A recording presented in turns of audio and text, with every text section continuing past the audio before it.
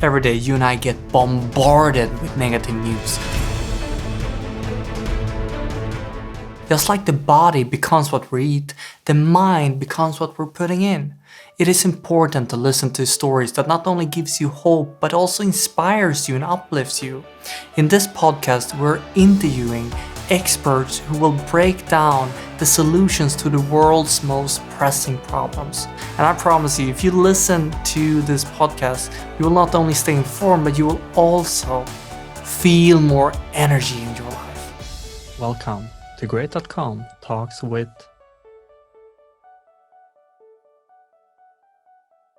The topic of today is the American government is in huge debts. How much exactly and why does that matter? To understand more about this, we have invited Sheila Weinberg, the founder and CEO of Truth in Accounting. Truth in Accounting is an organization who educate American citizens on the truth about the American government's finances. And Sheila has an expertise in governmental budgeting and accounting, which are tricky terms. We're going to try to break this down to make it more easy to understand. So I want to say welcome, Sheila, to this interview. Oh, thank you for having me, Spirit. Sheila, help us to understand what is the problem that we're talking about today? Well, if you take this to a very high level, at Truth in Accounting, we really believe that citizens in the US and around the world do not have the financial information they need to be knowledgeable participants in our government. And that is harming our governments. People go to the voting booths, maybe assuming that their government's finances are one way. For example, here in the US, we have state governments that say their budgets are balanced. So citizens go into the voting booth saying, oh, well, my government's budget's balanced. We must be doing fine. So they vote for a certain candidate based upon that information. And then it turns out that, well, while they're, quote, balancing their budget, they're going into debt at the same time. And if a voter would have known that, would have they made a different decision than they originally made, just thinking the budget was balanced? So we think that this is creating cynicism, distrust in our governments, and is really harming our representative forms of government. There's a lack of transparency in the actual numbers of deaths that the government has, and because of that, it's not been that information is not available for the individuals. Individuals take decisions which has consequences. What the decisions they're doing. Can you help us understand more about those decisions that is affecting? Yeah, so the government's financial reports are voluminous, especially their budgets. And honestly, at Truth in Accounting, we don't usually dive into budgets that much because you just find yourself chasing your tail. They're very long, and they just are nonsensical on how they're produced. So we usually work with our audited financial statements, but even those are very large. And then citizens have they're told by their elected officials and government officials certain information, and because they don't either have the wherewithal or the lack of transparency, they really can't counter that information their elected officials are giving them. And even reporters are struggling with diving into these numbers. So voting policy, who you vote for, taxing policies, spending policies are being made based upon wrong numbers. How big is that gap from what is being showcased and what is actually the reality? Well, in the U.S. federal government, they report and tell everybody that we have a $27 trillion debt at this point in time, but that does not include the unfunded promises that have been made to our seniors, our veterans, our retirees. So, and taking it back to a personal level, a person is currently either retired or planning their retirement. They have been promised by our elected officials that we're going to give you retirement benefits, we're going to give you Medicare medical benefits.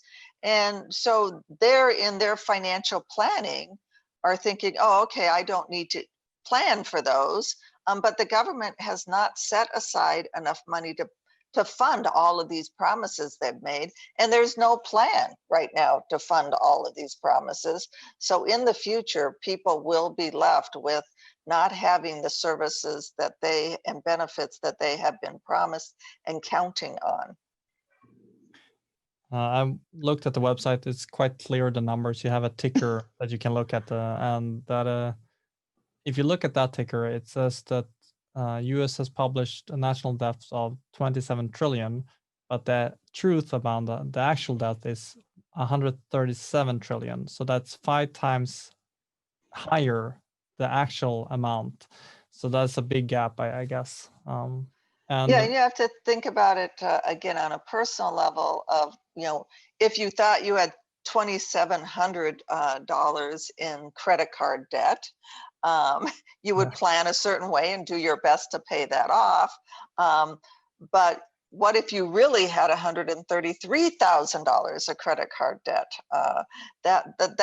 Those are two largely different numbers. And again, people are voting based upon this $27 trillion, not based on the $137 trillion.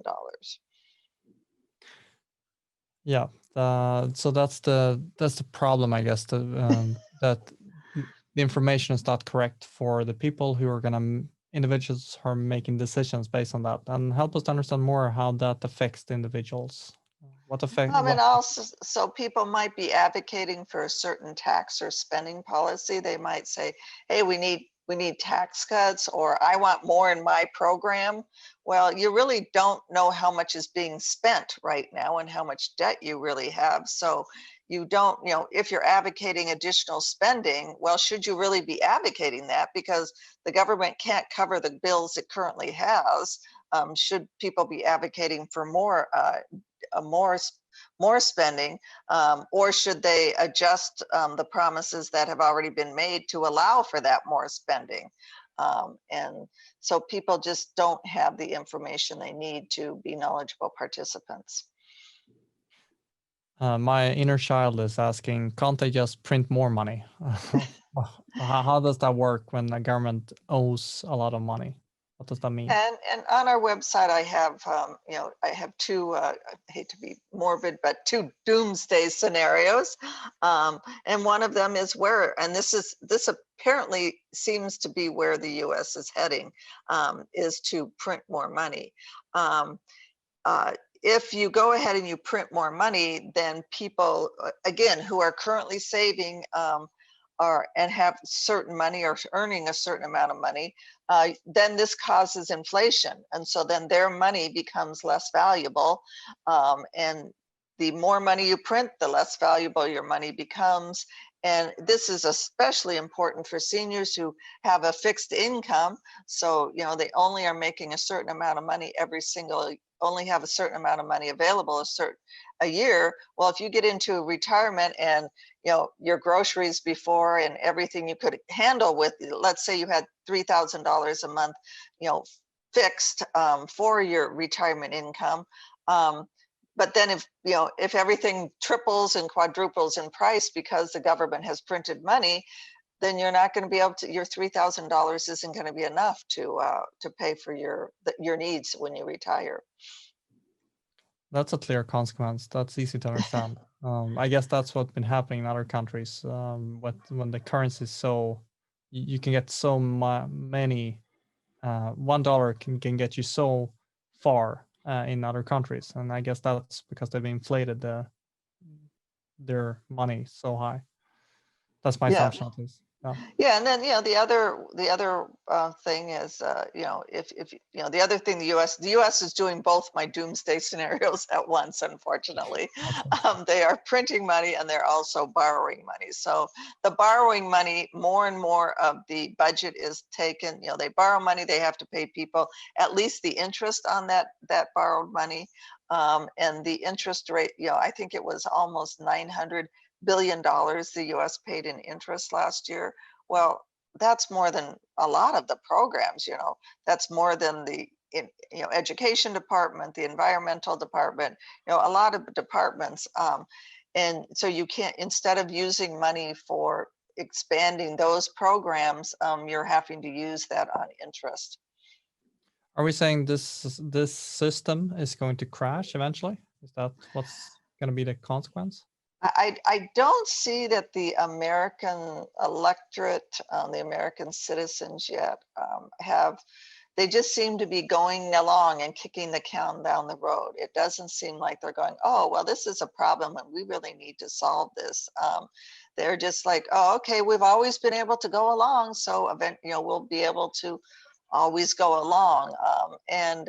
I until 2008, I really didn't have a good example of like, well, things will, didn't say, well, they're arguing everything will always go along, so everything will always be fine. That's what they said here in the US housing market. They said prices will always go up, everything will be fine.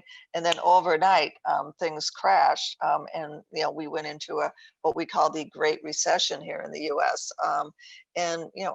I am nervous that something like that will happen in the US. I have spoken to two fellow accountants. Both of them were in countries that were in horrible financial shape. One in Venezuela, one was in an Eastern European country. And they went there to help consult with their people because they had this huge government debt. And, they said, well, there were a few people like you, Sheila, who were trying to highlight it. But everybody else was like, well, we've always gotten by, everything should be fine. And just like the housing market crisis, overnight, the government's finances just crashed and everything went bad. And that's the thing that makes me nervous is it might not be it is slowly a downturn, but eventually it may be just a free fall. It seems similar to what happened in Greece. That the government had Mhm. too much debt, and then eventually it crashed. Yeah. Yeah, and here in the US, we do have individual state governments and city governments where we are already seeing these financial stresses. At the state and local governments, most governments, 49 of our 50 states, have balanced budget requirements. The elected officials year after year say they meet those requirements, but we find that those governments have been going into debt. At the state level, we've found that the states have accumulated $1.4 trillion of debt. And again, to bring it back to a personal level, in Illinois, my home state, they've accumulated $226 billion of debt, even though year after year they say we balanced our budget. And that amounts to $52,000 per taxpayer. That number represents the amount of future taxes citizens are going to have to pay to cover all the debt the state has accumulated to date. And they're going to pay those taxes and not receive any government services or benefits for those taxes. Hmm. So I guess that's where truth in accounting, your organization kind of fits into the picture here. You have I understood correctly that you do these kind of research? So you look at the numbers and see is this really correct, and you have released some reports that is kind of correcting those numbers. Yeah, so on an annual basis, we release the financial state of the union, which is the federal government's financial state, highlighting its true financial condition. And we also release the financial state of the states and the financial state of the cities.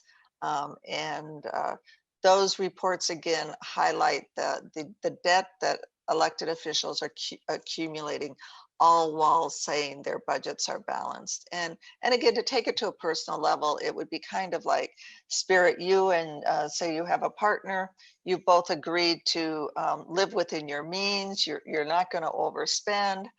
So you're very cautious with your cash, how much you spend. And you think everything for months and years are going along fine. And all of a sudden you find a credit card statement for hundreds of thousands of dollars, and you go to your partner and you're like, whoa, what happened here? I thought we were living within our means. And they're like, well, we went ahead and I didn't spend more cash than we had. I just when I didn't have enough cash, I just happened, then I put it on the credit card.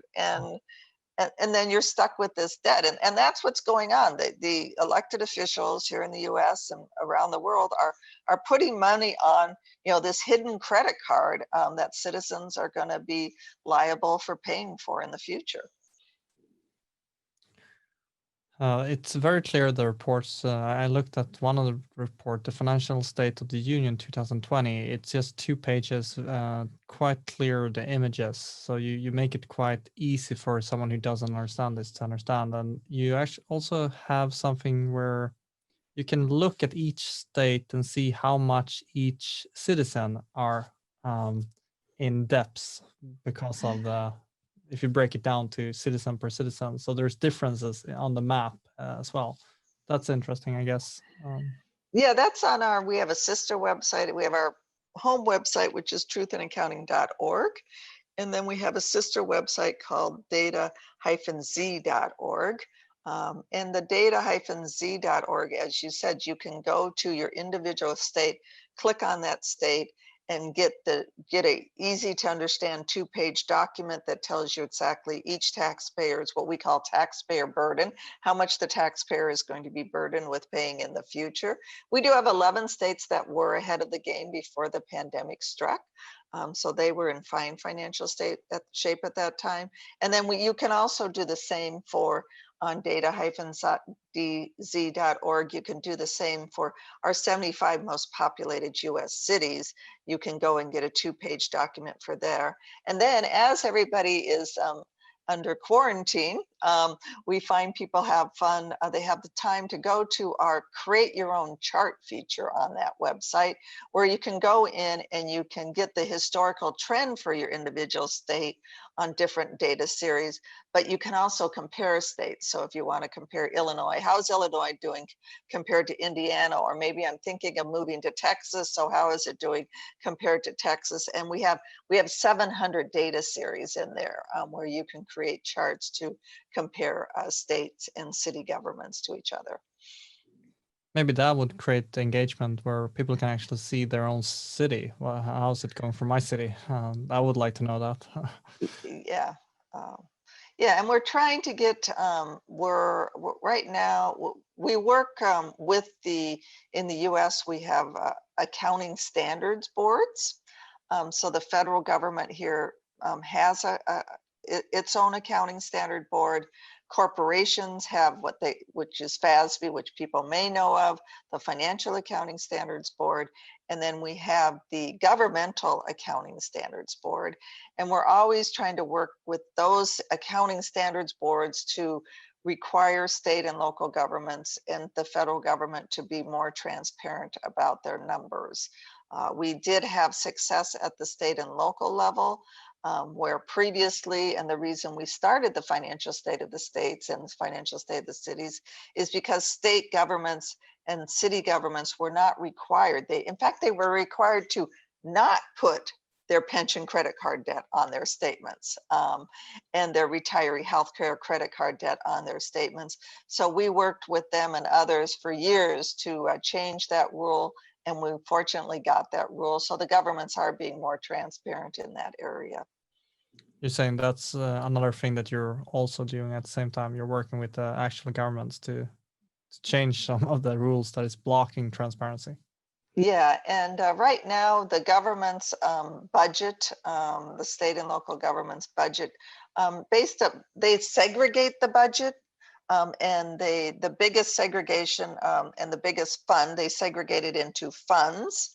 And the largest fund that the government's budget here in the US is the general fund and other budgeted funds. And unfortunately, those funds, when you do fund accounting, those do not include your pension and retiree healthcare debt.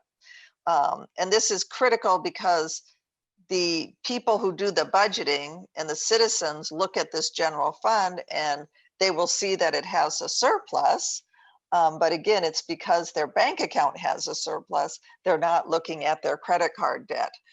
So again, they're making these huge decisions on how to budget the general fund and other budgeted funds based upon wrong numbers.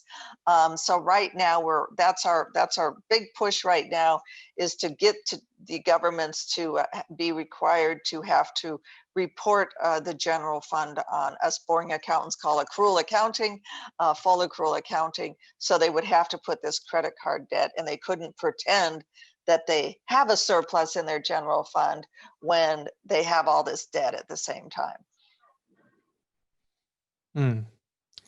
Sheila, I would like to ask you, what would you want people to do after hearing this interview? Well, obviously, go to our website, so truthandaccounting.org, go to and data-z.org. At the bottom of our truthandaccounting.org website, you can sign up for our morning call. This comes on a daily basis. From our research director, Bill Bergman. He does that fancy aggregating. I think that's what they call it in computer terms. He aggregates the best federal, state, and local government accounting. Accounting and budgeting stories, and he puts them in one email. And we also use that as a vehicle to say, hey, our financial state, for example, our financial state of the cities will come out in January 26th, and we will announce that in this morning call. So people should go in and sign up for that. And then also, we are a nonprofit. We're like all nonprofits. We're always looking for money, so we as you mentioned, we have a lot of work going on, and we're always looking for additional resources to be able to accomplish that work, if not more work. Help us to understand, is there anything extra important here that you really would like for more people to understand as a way to end this interview that we have not maybe talked about, or that you want to re-empathize here? What would that be? That would be that, they, unfortunately, that governments are, and elected officials and other government officials are unfortunately not as transparent as they should be. If your governments say that they're doing fine, question, sort of say, well, yeah, you may be doing fine, but, how much debt do you have? Because a lot of times to them, a surplus is just they have extra cash right in hand. And so they will mention that they have this surplus cash, but they won't mention all the debt that they have. So if, just be leery of your government's claims that, their budgets are balanced, we're running a surplus, everything is fine. Really question them on that. And, and obviously, you can go to our website and find out more information about their specific governments financial condition. If the American government was a school kid and you were the teacher, what grade would you give the American government as a school kid in accounting and financial control, I guess? Well, I would give, our financial state of the union, and each one of our financial, and the financial state of the state and the financial state of the cities, we do give a letter grade to the governments. So the federal government here in the US gets for its financial position, gets an F, as do many states here and city, no city, cities gets an F. So we do have some A's. So there are some, and one of our A's, I find it a very interesting story, is one of our A's was Utah, and we actually gave them the Truth in Accounting Award one year. And I was able to talk to their budget director, and I said, I always get asked, what other governments are doing right, and you can tell me. And she said facetiously, well, we have a tendency here to only promise the services and benefits that we can afford. So that's what keeps us in good standing. So could you see those different grades as well on a map? Is that visible on the website? No, that is not available on the website, but they can go to their individual state and get that. Or they can go to Data-Z and create a chart just on that grade, and it will create a chart that has each and every state's grade, or each and every city's grade. Such a fun way to understand financial, to break it down like a school class. It's easy to Yeah, and you Thank you. can go in and play with that and get, your state's GDP, population. We did find that, I hope I don't insult too many attorneys, but we did find that the more we have a data point of the number of attorneys you have in a state, and we do find that the more attorneys you have in the state, the worse financial shape you're in. It's one of the data points. Interesting. Uh, Thank you very much for taking the time to clarify. Um, yeah, some, I guess, important information that citizens need to have when they're making uh, how much trust we should put into the government's hands that they're going to take care of our financial situation. I guess that is the main problem here, that there's not enough transparency. So thank you for clarifying that. Yeah, and I would just say, since there is that lack of transparency, you really don't know what you're going to get from the government. Probably personal financial planning is important, because I would almost count that as what I would personally do is plan for myself, without thinking that the government's going to give me anything. And then if the government does happen to have resources available, then that would be additional resources, not that's resources I need. That would be additional resources.